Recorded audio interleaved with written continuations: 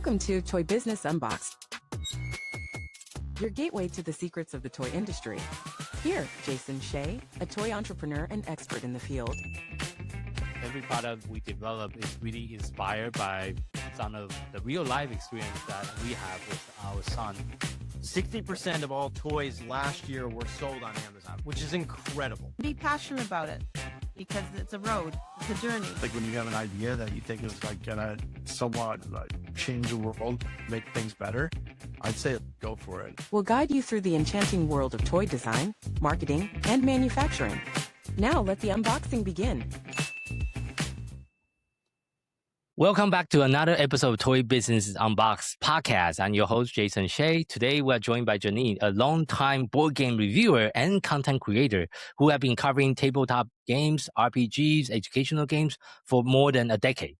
And her journey really began with homeschooling, but her platform has really grown into something much bigger. And she brings a very unique perspective shaped by supporting, family, navigating different issues herself. And today we'll be talking about how media has been really expanding in the tabletop industry and how even some of the niche games are getting some mainstream attention as well through the power of influencer marketing, etc. So thank you so much for joining us on our podcast today. Sure. Thanks for having me. Yeah. So first of all, I know you have been doing content in the industry for a long time, but what made you even want to start creating content for it? What was the story behind your origin, so to speak? Well, I have loved games ever since I was a kid. Board games have always been like my jam, but I was a programmer for several years and then I decided to be a homeschooling mom and trying to keep my kids engaged when doing homework and learning different things was difficult at times, especially with my one kid who's ADHD. Yeah. And I found that games is a really great educational tool and it's expanded so much in the last, I don't know, every day it keeps expanding, right? I started finding these educational games. And then when I went to my homeschooling groups, I found that there were lots of other people that had the same problems and they started like wanting to know what I was using, the tools I was using, that I was, the games that I was playing. And I was thinking, this might be kind of fun to just kind of make a channel and put it out there and just see how it goes. In the beginning, I did like one video a month or every 2 months or when I had time. And I always tried to include the kids in it to show that there were actual kids, using these tools. And it kind of just grew from there. I see. Do you still remember the first game that you ever done the content for? I'd have to go back and look. No, I don't think I have. I remember some of the first couple of games that really stuck to me as educational. There was one called M is for Mouse that was all about teaching the kids the sounds of the first letter in a word. And it was so much fun. Like I was so tired of these stupid roll the dice and move your person kind of games. And now there's so many new different types and the kids loved it. And there was another one called Number Chase. I think that was the other one of the very first games that you started using as an educational tool where the kids could learn not just numbers, but greater than, less than, even, odd. And even an odd, I've noticed with kids is a really big struggle. Like it takes them longer to understand the whole even odd thing than the other thing. Those games like really kind of put me out there and said, you know what? I really feel like other people can use these tools to help learn with their kids, even if they're not homeschooling parents. I mean, you just start playing these games with your kid. They'll be miles ahead. I see. Yeah.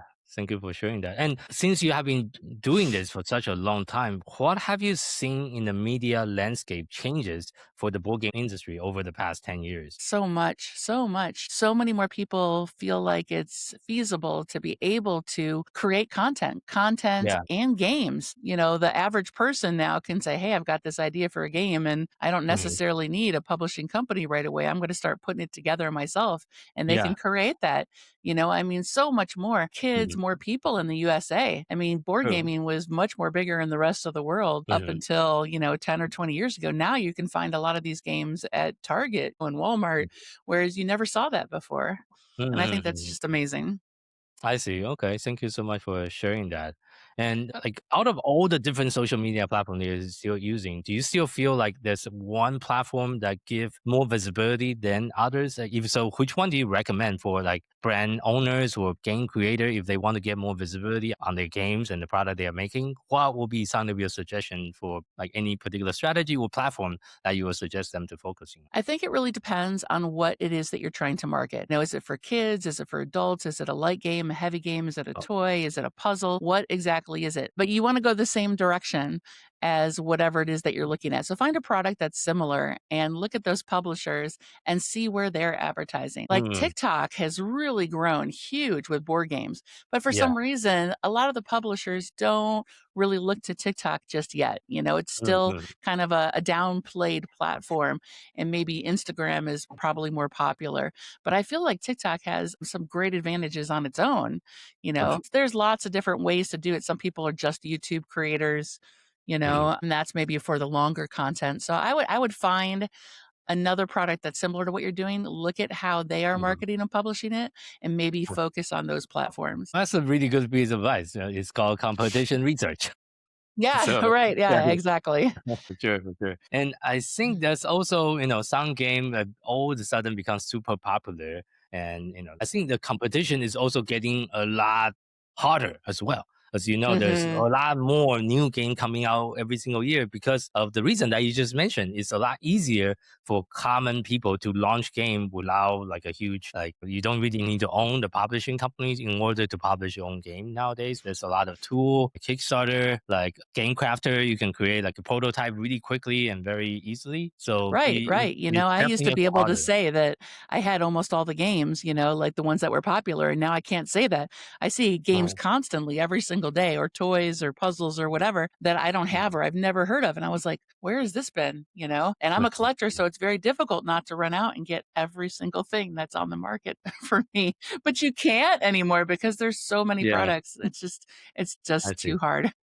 Yeah. Is there a particular genre of the game that you like personally more than the other? I play all of them. Party games, word games, puzzles. I mean, I do it all. But my very, very favorite is middle to heavyweight Euros. I really like diving into a game and being able to come up with a long-term strategy that will maybe take 3 to 4 hours or even longer sometimes. I really enjoy that. I see. And as far as your own channel, like what are some of the content that you're trying to create? Like if you're looking into the content that's resonating right now in 2026, is there any particular content you're focusing on? Like, are you focusing more on short form or long form or any particular type you're particularly interested in? Well, I've really just started really diving into this in the last couple of years, like really saying, okay, I'm going to make this a focus. And it's very difficult. Like there's so many different areas I have interest in. So I'm really starting to narrow it down a little bit, but it's difficult. I don't know that I've come up with just one area yet. I'm working on it and I'm doing research, but I'm really kind of just seeing different areas and seeing which ones have the most traction, which ones seem to have my audience have the most captivation and interaction with, But I mean, there's quite a few different areas. I mean, the RPG world is exploding with so many different people wanting to create games focused around storytelling. The homeschooling world. I mean, there's so many more homeschoolers now. Homeschooling used to be looked down upon like, oh, how are your kids going to be socialized? Well, you know what? My kids talk more than I do. I don't think there's a problem there. It really depends on how you educate them. If you socialize them and get them out in the world, and there's no excuse not to be socialized anymore, So, I mean, the homeschooling world has blown up and there's so many educational games. I was looking at one the other day that was about, compounds, and the elements and, creating those compounds, which I always struggle with in school. But you know what, if there was a game, maybe I would have done better, So there's a lot of different areas to really focus on. And I've been trying to do probably in the last couple of months, a little bit more of the longer form content on YouTube as well, just because my favorite games, the middle to heavyweight are just really hard to showcase on short form content in like a minute or two. It just doesn't work. It doesn't work. Yeah. I mean, you couldn't really explain the rule properly in the short form. Right. I can go like, okay, here's what it looks like. There you go. Yeah, for sure. And that's pretty much it. I think both me and you, I assume you're also attending Gamma this year, correct? So yeah. I get to go to the expo this year for the first time. I've never went, and I'm really excited. There's several publishers that I'm looking forward to meeting with, and other content creators that I know that are going to be there. And there's so many classes to take. I'm so excited. I see. Yeah, I will be You're going to also be there too, right? You're yes, going to be yes, on yes. one of the I'm actually panels. one of the speaker as well. I'm speaking in one of the sessions. But my follow-up question to that is, you as a content creator, which booths are you going to? And I kind of want to ask this question for the publishers. It's like, because the publisher all want to get more media attention as well. How can the publisher position themselves? Either they are small publisher, they are a one-man team, or big company. From your perspective, what kind of brand do you actually want to feature on your content? How can the brand and the publisher stand out among the competition as well, from your perspective? Well, the first thing I do is I look to see who's all attending, and then I look at just the publishers, and then I narrow down some of the stuff. I look to see if they're like advertising anything new. A lot of them will say, hey, we've got this new thing coming up, or this secret thing that we're doing that might sound interesting. And so I'll research those. And then I'll start to reach out ahead of time. But for them, I mean, it works both ways. Love when publishers reach out to me and say, hey, I have looked at your channel content. And I think this product that I have might just really go well. I can't tell you how many times too that I get reached out by publishers that want to work with me, and they don't really even look at my content. So they don't even really know what I do. And I'm like, okay, I don't really do that, or, that's not really where I'm headed. I mean, I can do it. I've done stuff like that before, but I'm really lately, you can see in the last year, I've really focused on this area. So if there's a publisher that really can research, go and just do some, like searching on the social media networks and find ones that you think might work out. But I love when they reach out to me too. I know other content creators care about like, incentives, like, prizes and stuff like that. Not me. I'm more or less, I would like to really develop a relationship. This is what I'm working on now, actually, to develop some smaller, just a couple more focused relationships with publishers. I want them to know my content. And when I create something for them, I would love to see them engage and put it on their channels as well. Like if they really want me to help them, then they should appreciate my content and want to publish it as well. Like I don't like publishers that just say, okay, and then I never hear anything else. Like I don't even know if they've published my work or where it went or if I could see it or, so it's a two-way relationship, and I want it to grow later on down the road when something big comes out. Like maybe I'll be one of the first people to be on the edge of that new game that they're publishing and help to create content for it. Yeah.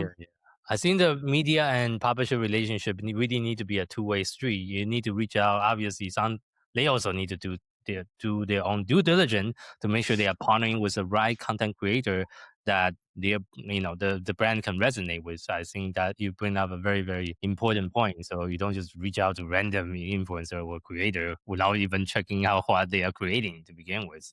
So that's right. And I think too that there's so many creators out there now too that are willing to just, take a free game for content, that it's more important to research now. If you just want a whole bunch of people to make content and you don't care what kind of content it is and just have your game out there, then okay, that's fine. But if you really want someone to support what you're doing and really like what you're doing and constantly bring it to the table and put it out there for you and do it over time, over and over again, then you need to find that creator that really speaks to your product. For sure. And also building that relationship in the long term. The way that we do it for some of our clients, since we also do influencer marketing for our client as well, is to reach out to a lot of influencers. And sometimes they just kind of filter themselves out as well, because sometimes you can see how responsive the influencer are. They actually reply to your email. If they do so, do they actually do anything about it?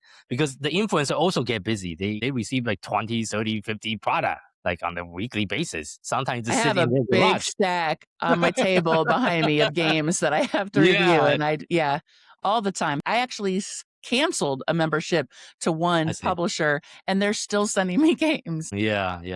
So I think that's something the publisher also need to understand. Sometimes it's not the influencer doesn't want to respond. They are also overwhelmed. So you just need to kind of gently remind them, say, oh, I sent you the product a month ago. Is this still sitting in your garage? What happened to the game I sent you? You need to kind of remind the influencer as well. Otherwise, just like you say. And I'm fine with that because I do forget. I have a lot on my plate and I try to keep lists. And when I get stuff, even if I don't want it, I try to create content for it, at least a little bit, to help the people out, because I have a hard time saying no. But I really am I'm very passionate about this field. So I want to help them. Yeah, sure. But I often get overwhelmed. Yeah, it's definitely a lot. And it also depends on the board game. Some game is a lot harder to review. For example, the more complex Euro style heavy game that you just mentioned, you need to actually understand the rule. That itself can take you like a 30 minutes to an hour to understand the rule properly before you can do a content for it. Even too, more. Right? Even Sometimes more. even more. One I even just more. did took like 2 hours to teach. 2 hours Yeah. to teach it. So yeah, it is also a lot of time commitment on the creator side. So I think sometimes the brand need to understand that. So, and I want to go back to a previous topic that you mentioned. You talk a lot about cognitive engagement when it comes to board games. How do you feel like the board game really help children to develop focus and problem solving skills? Well, I'm kind of a hypocrite because I'm using social media for my engagement, but there's a big part of me that really hates the phone and it being everywhere. And in today's world, it's very difficult to step away from that. I mean, you see people in restaurants with their phone right next to them and checking them all the time. And but these kids are just they get these dopamine hits from that, that's that short form content and just one after another. So it's very hard to compete with that. So the fact that this board game industry has really opened up to a whole bunch of different themes and topics and different types of games, I feel like really helps that engagement.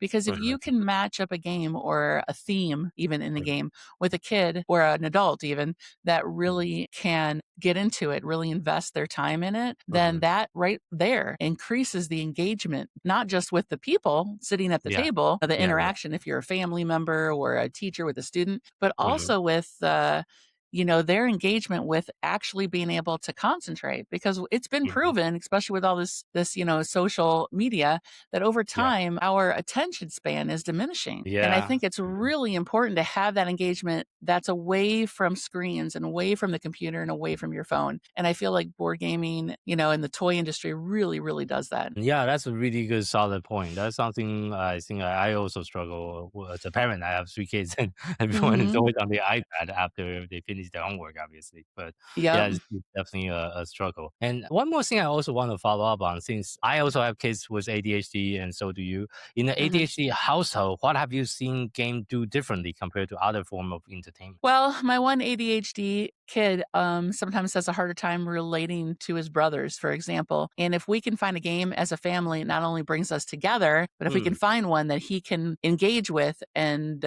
really pay attention to, so he's not, distracted so easily, it not only helps him focus more and increase his focus and retention time, and that skill, so he's better at homework and other things, but it also benefits the relationship with his brothers, especially I'm seeing them be able to connect a little bit more, joke a little bit more, laugh a little bit more together. And I really enjoy seeing that too, Yeah, as that's a wonderful. family. That you can create that.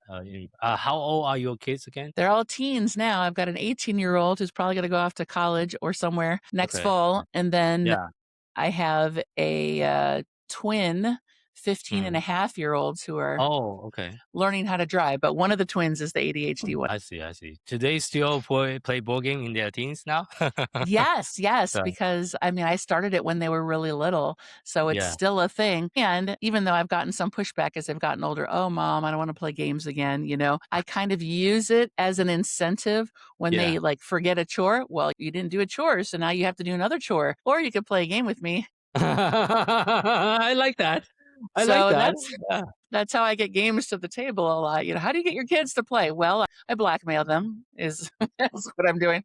Okay, I like that strategy. It's nothing wrong about it. It's just trying to have some good quality family time instead of just it does. It brings us closer together, and they all like different types of games. So that helps me get these games that I got from the publishers to get to the table, when I'm struggling to find the time to do that, And I do it when they owe me money too. So I'm like, well, you can work off $5 if you play this game with me, and it's 20 or 30 if you play a long game with me. I see. I see how you It are works. kind of that worked. That's a good strategy to have more family game time. That's really important as well, for sure. And Yeah. I guess my next question, obviously, we talk about the household and the impact of the game for the kids and also for the teams. But I want to kind of switch focus to talk a little bit on addressing on the creator side. I know as a creator yourself, there's also a lot more competition, just like the publisher is facing right now. Mm-hmm. For the creator that's entering this media space today, what opportunity do you still see that for the newcomer that they can still come in and create content and still like try to make a living for themselves, so on and so forth? Well, it's very, very difficult because the field is so saturated. Yeah. There are quite a few content creators out there. I think that I would probably tell people to really find something that you enjoy, a niche Enjoy it. somewhere, Yeah. Yeah. and really Okay. focus on that. It's something actually that I'm still trying to do. Like I'm touching a lot of different areas right now, but I'm still trying to figure out where I really want my niche and my focus to be. Focus to be But it. there's so many different areas now that you can focus on. They've created, I mean, there's new and different types of games. Like I mentioned before, there's new types of RPGs, there's new toys, there's new types of puzzles that are made Yeah. just for kids or just for like, aging adults or, that kind of thing. There's we have kids that have the neurodivergent, issues. There's games and toys that just focus on those, Yeah. find out like what you're most interested in and focus on that.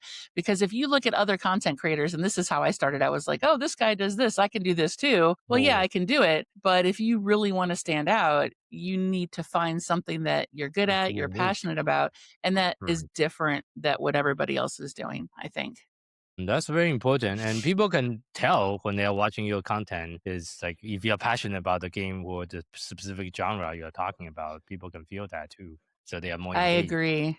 I agree. Which leads me to, and I don't know, real quick side thing here, but I was listening to some of your stuff, one of your podcasts or Yeah. something you were talking about a while ago, and you were talking Yes. to publishers, I think it was, Yes. and you were telling them not to micromanage their content The creators. influencer, yes. And that I wanted to like yell and do a cheer when I heard that. I was like, that's so I love that because I had this one publisher once that I just don't work with anymore at all because they micromanaged and they wanted to edit my videos. I had people that wrote on there and said, this sounds like a commercial. I'm out. And I lost followers because I got so like, listen, if you want a professional marketing firm, then go ahead and hire one.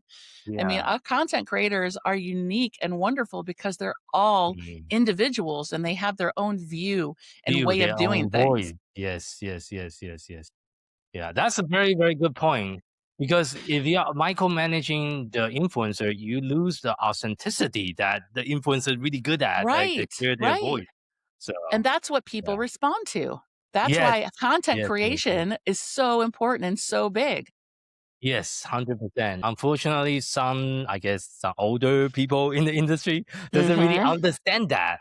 You need to read word for word. This is a script. I hire you to read it. You're like the actor. It's like, no, you're not hiring an actor. You're hiring an influencer to influence and show your games in the positive light. But if you take away all the creative freedom from the influencer, they just become another like ad. They become an actor reading from the script. And Yeah. And I made a good amount of money off this company. And by the end, I was like, I'm done. But it also ended up making me put a clause in my contracts that talk about editing and how many times they're allowed to do edits. And, so I learned. It was a great learning experience, but it was not something that I want to repeat. And that's a very good lesson to share with like our publishing friends that's listening to the show to make sure they don't do that. They are turning off the influencer that even want to work with you going forward. Very, very, very good point. But looking ahead into 2026 and beyond, what are some of your goals for your media company and all the things you're doing as far as content creation? I think I want to focus more on some niches, some different areas. I'm not sure what those are yet. I have a few ideas. I want to develop some relationships with publishers. Like I want to kind of narrow it down and pick a couple of publishers that want to form a relationship with me and my content.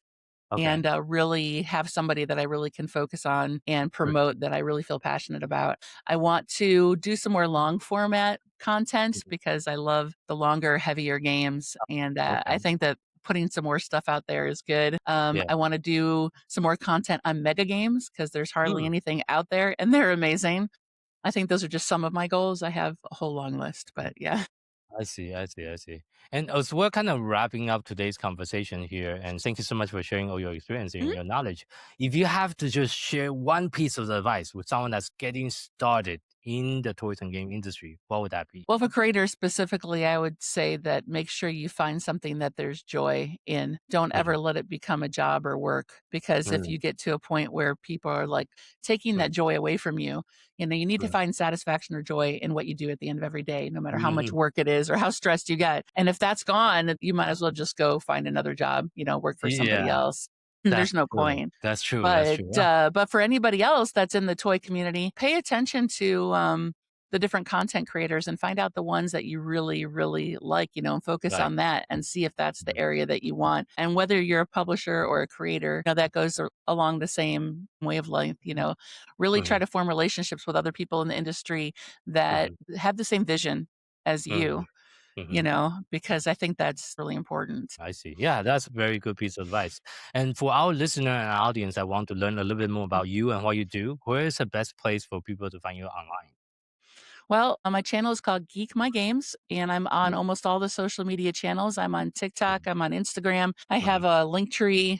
I'm on YouTube. I do short form content and long form content. I'm on Facebook as well. So Geek My Games at any of those social media outlets.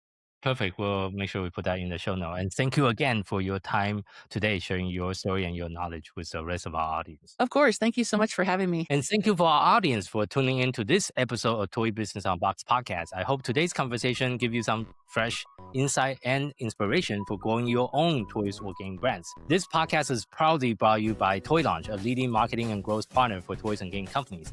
At Toy Launch, we help brands scale on Amazon and beyond through full service account management, advertising, SEO, creative, catalog optimization, influencer marketing, and more. If you're looking for a proven team that understands both the toys and game industry and the e-commerce marketing, we're here to help.